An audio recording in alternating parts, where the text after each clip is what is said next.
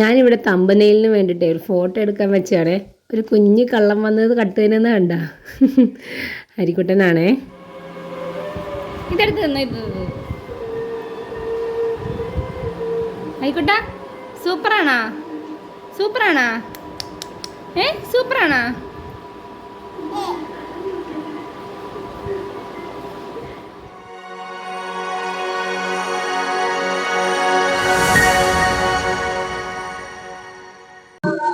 Hello hi friends, അപ്പൊ എല്ലാവർക്കും നമ്മുടെ പുതിയൊരു വീഡിയോയിലേക്ക് സ്വാഗതം. അപ്പോൾ സാധാരണയായിട്ട് ഞാൻ ഉണ്ടാക്കുന്ന ഫ്രൈഡ് റൈസിലേക്ക് വേണ്ട ഐറ്റംസ് സവാള, പച്ചമുളക്, ഇഞ്ചി, കറിവേപ്പില, വെളുത്തുള്ളി, തക്കാളി, ബീൻസ്, ക്യാരറ്റ്, പിന്നെ കുറച്ച് മല്ലിയില, ഇത്ര ഐറ്റംസ് ആണേ. ഇനി ചിക്കൻ മാരിനേറ്റ് ചെയ്യാൻ വേണ്ടത് മഞ്ഞൾപ്പൊടി, മുളക് പൊടി, കുരുമുളക് പൊടി, ഉപ്പ്, ഇനി കുറച്ച് തൈരും കൂടെ വേണം. അത് പുളിയില്ലാത്ത തൈരാണ് കേട്ടോ നല്ലത്. നമ്മുടെ ഈ ചിക്കൻ കുറച്ചും കൂടെ സോഫ്റ്റൊക്കെ ആയി കിട്ടാനായിട്ടാണ് കേട്ടോ നമ്മൾ തൈര് ഉപയോഗിക്കുന്നത്. നെക്സ്റ്റ് പട്ടവഹൈ, പിന്നെ ഡ്രൈ നട്ട്സും കേട്ടോ കയ്യിലുള്ള എടുക്കാം. പിന്നെ കുറച്ച് നെയ്യ്, പിന്നെ പൊടിയായിട്ട് കുരുമുളക് പൊടി, മുളക് പൊടി, മഞ്ഞൾപ്പൊടി, ഗരം മസാലപ്പൊടി, പിന്നെ കുറച്ച് മല്ലിപ്പൊടി, ഇത്രയും കൂടെയാണേ. ഇനി ആ ചിക്കനിലേക്ക് ആ തൈര് വിട്ട് ഒരു പകുതി നാരങ്ങ പിഴിഞ്ഞൊഴിച്ച് നന്നായിട്ട് ഇതെല്ലാം കൂടെ കുഴച്ച് നല്ല മിക്സ് ചെയ്ത് ഒരമണിക്കൂർ നമുക്ക് വെയിറ്റ് ചെയ്യാൻ വെക്കാം കേട്ടോ. അപ്പോഴത്തേക്ക് നമ്മുടെ കോഴിയിറച്ചി നല്ല സോഫ്റ്റായിട്ട് നമുക്ക് കുക്ക് ചെയ്യാൻ പറ്റും. ഇതെല്ലാം നന്നായിട്ട് മിക്സ് ചെയ്ത് തേച്ച് പിടിപ്പിച്ചിട്ട് ഫ്രിഡ്ജിൽ വെക്കണമെന്നില്ല കേട്ടോ. എവിടെയെങ്കിലും നന്നായിട്ടൊന്ന് അടച്ച് മൂടി വെച്ചാൽ മതി. അപ്പോഴത്തേക്കും ഇത് കുറച്ച് കഴിയുമ്പോഴത്തേക്കും നല്ല സോഫ്റ്റായിട്ട് ചിക്കൻ നമുക്ക് കുക്ക് ചെയ്യാൻ പറ്റും. പിന്നെ ഈ ഫ്രൈഡ് റൈസ് നിങ്ങൾ ഉദ്ദേശിക്കുന്ന പോലെ ഫ്രൈഡ് റൈസേ അല്ല കേട്ടോ. കാര്യം ഇത് ഞാൻ മാത്രം ഉണ്ടാക്കുന്ന സൈസാണ്. കാര്യം എനിക്ക് ഇച്ചിരി ഫ്രൈഡ് റൈസൊക്കെ തിന്നാൻ തോന്നുമ്പോൾ ഞാൻ ഇങ്ങനെ ഉണ്ടാക്കുന്നത്. എങ്കിൽ പിന്നെ നിങ്ങളെയും കൂടെ കാണിച്ചേക്കാമെന്ന് കരുതി. ഈ ഒറ്റ കൈ കൊണ്ടുള്ള പ്രകടനം ആയതുകൊണ്ടാണ് കേട്ടോ ക്യാമറയൊക്കെ ഔട്ട് ഓഫ് ഫോക്കസ് ആകുന്നത്. ഒന്ന് അഡ്ജസ്റ്റ് ചെയ്യണം കേട്ടോ. ഇതിപ്പോൾ ഞാൻ 2 കപ്പ് അരി അളന്ന് വെച്ചിട്ട് കഴുകി പിന്നെ കുതിരാൻ വെച്ചാണേ. അപ്പോൾ ഇത് കുതിർന്ന് കിട്ടിയത് ഏകദേശം 1 മണിക്കൂറെങ്കിലും എടുത്തിട്ടുണ്ട്.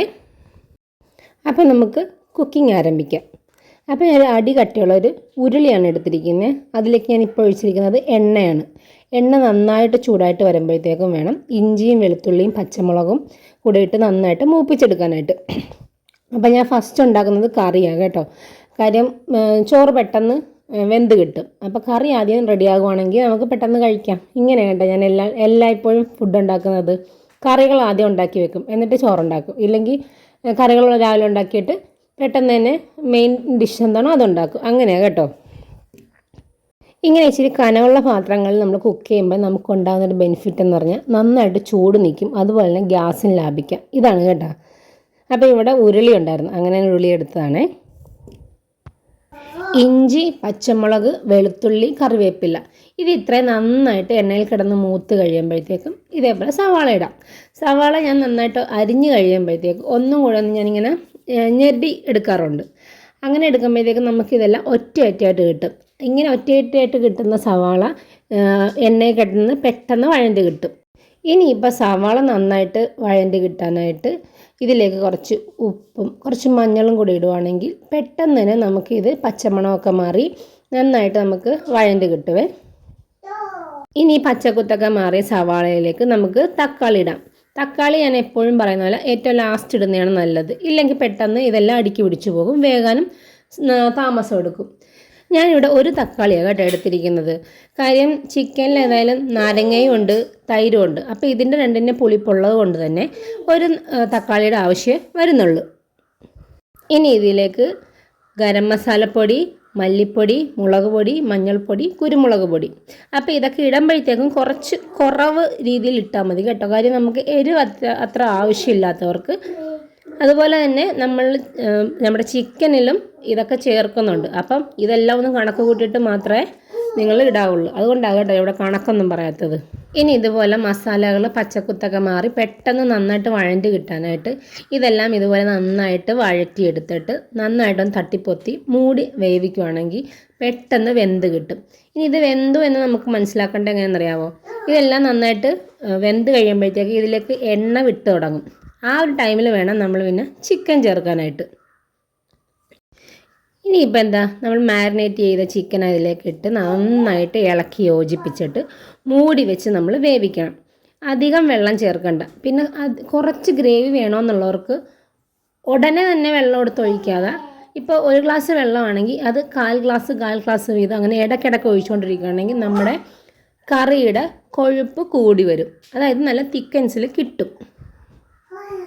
അതുപോലെ തന്നെ നമ്മൾ ചിക്കൻ കറി വെക്കുമ്പോഴും നമ്മൾ ആ വെക്കുന്ന സമയത്ത് ഒത്തിരി വെള്ളം ഒഴിച്ച് വറ്റിച്ചെടുക്കാതെ ഇടയ്ക്കിടയ്ക്ക് കുറച്ച് വെള്ളം ചേർത്ത് കൊടുത്താണ് വേവിച്ചെടുക്കുന്നതെങ്കിൽ നമ്മുടെ ചിക്കൻ കറിക്കും ഒരു തിക്കായിട്ട് കിട്ടും. ചിലപ്പോൾ നിങ്ങൾക്കൊക്കെ അറിയാവുന്ന ടിപ്പുകളൊക്കെ ആയിരിക്കും, എങ്കിലും ഞാൻ പറഞ്ഞെന്നുള്ളൂ, അറിയാത്തവർക്ക് ഉപകാരപ്പെട്ടല്ലേ.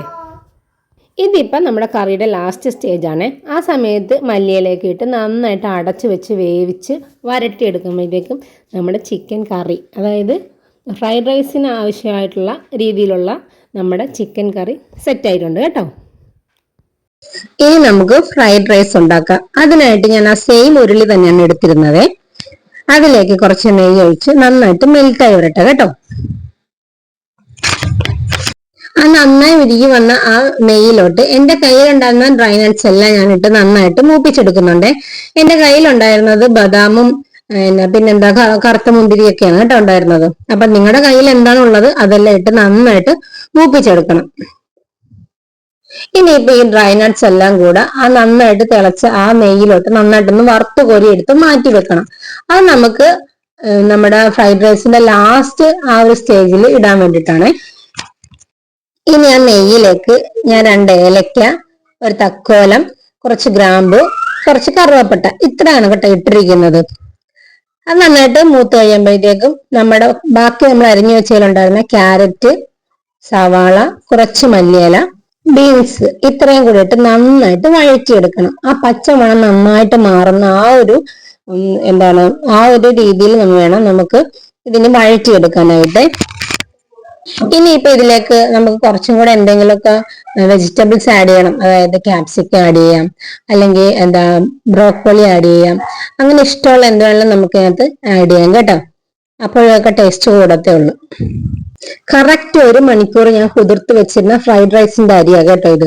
ഇനി ഈ അരി നമുക്ക് ഈ നമ്മുടെ വെജിറ്റബിൾസിലേക്കൊക്കെ ആഡ് ചെയ്യാം. എന്നിട്ട് നന്നായിട്ട് ഇത് ഒന്ന് വഴറ്റി കൊടുക്കണം. കൂട്ടത്തിൽ കുറച്ച് ഉപ്പും കൂടി ഇട്ട് കൊടുക്കണം. അതിനുശേഷം ഇത് നന്നായിട്ട് ആ നെയ്യിൽ കിടന്ന് നന്നായിട്ടൊന്ന് ഫ്രൈ ആകും. ഫ്രൈ ആകുമ്പോഴത്തേക്കും ഈ അരി പൊട്ടാൻ തുടങ്ങും. ആ പൊട്ടുന്ന സൗണ്ട് കേൾക്കുന്നത് വരെ നമ്മളിത് ഫ്രൈ ചെയ്യണം കേട്ടോ. അരി അളക്കാൻ ഉപയോഗിച്ച കപ്പ് ഇതായതുകൊണ്ട് ഈ ഒരു കപ്പിന് 1 കപ്പ് അരിക്ക് 1.5 കപ്പ് വെള്ളം എന്ന രീതിക്ക് 2 കപ്പ് അരിക്ക് 3 കപ്പ് വെള്ളമാണ് ഞാൻ ഒഴിച്ചിരിക്കുന്നത്. ഇനി ഒരു അരമുറി നാരങ്ങയും കൂടെ നമ്മൾ ഇതിലേക്ക് പിഴിഞ്ഞൊഴിക്കുകയാണെങ്കിൽ നമ്മൾ ഫ്രൈഡ് റൈസിന്റെ കാര്യം സെറ്റായി. പിന്നെ ഒഴിക്കുമ്പോൾ കുറച്ച് ചൂടുവെള്ളം ഒഴിച്ചാൽ നന്നായിരിക്കും കേട്ടോ. ഈ ഫ്രൈഡ് റൈസിലേക്ക് ഒഴിക്കുന്ന വെള്ളം കുറച്ച് ചൂടുവെള്ളമാണെങ്കിൽ കുറച്ചും കൂടെ നല്ലതായിരിക്കും. അപ്പൊ നമ്മൾ ഒഴിച്ച വെള്ളം എല്ലാം നന്നായിട്ട് വറ്റി റൈസ് എല്ലാം നല്ല സൂപ്പറായിട്ട് കുക്കായിട്ട് വന്നിട്ടുണ്ട്. അപ്പം പെട്ടെന്ന് നമുക്ക് ഉണ്ടാക്കാൻ പറ്റുന്ന, അന്ന് നമ്മുടെ കയ്യിലുള്ള സാധനങ്ങളൊക്കെ വെച്ച് ഉണ്ടാക്കാൻ പറ്റുന്ന റെസിപ്പിയാണ് കേട്ടോ ഇത്. അപ്പൊ ഈ ചിക്കനും ഈ ഫ്രൈഡ് റൈസും ഒക്കെ നിങ്ങൾക്ക് ഇഷ്ടപ്പെട്ടെന്ന് വിചാരിക്കുന്നു. നമ്മുടെ ചാനലിൽ അപ്ലോഡ് ചെയ്യുന്ന വീഡിയോസ് ഒക്കെ നിങ്ങൾക്ക് ഇഷ്ടപ്പെടുന്നുണ്ടെങ്കിൽ ലൈക്ക് ചെയ്യണം, ഷെയർ ചെയ്യണം, കമന്റ് ചെയ്യണം, സബ്സ്ക്രൈബ് ചെയ്യണം. എന്നിട്ട് ആ ബെല്ലൈക്കൺ കൂടെ ഒന്ന് എനേബിൾ ചെയ്തിട്ട് ഓൾ എന്ന് ക്ലിക്ക് ചെയ്യണം. അപ്പൊ താങ്ക് യു ഫോർ വാച്ചിങ്. ഇനി ഒരു വീഡിയോയിൽ കാണാം. ബൈ.